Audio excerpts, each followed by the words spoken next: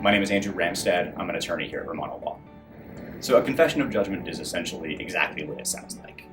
One party agrees to pay the other party in full a pre-agreed settlement amount. They're commonly used where one party is concerned the other party won't be able to make their payment obligations.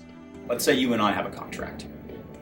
Let's say I accuse you of breaching that contract. You didn't comply with some obligation, and I say you owe me $50,000. You dispute that. You don't think that I owe you anything.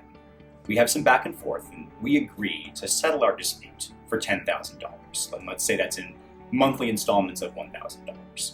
If I'm concerned that you might not be able to make your payments, I might have you sign a confession of judgment, essentially saying that you agree to pay me the full $10,000 in the instance that you're unable to pay one of those $1,000 monthly payments.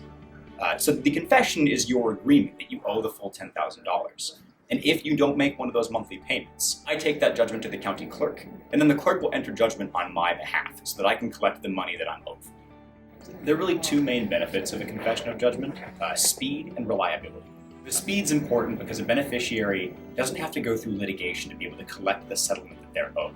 Instead, all they have to do is file the confession of judgment with the county clerk.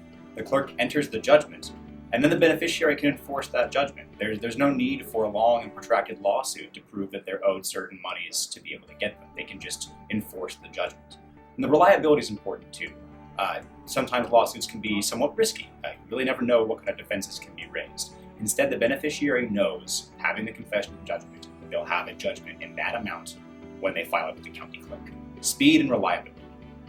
Attorneys can help parties when drafting confessions of judgment in a couple of different ways. These are complex documents that have some nuances to them, so it's helpful to have an attorney to consult when drafting the agreement to make sure that it's correct. Attorneys can also be helpful to beneficiaries to actually enforce the confession and make sure that process is smooth for everybody.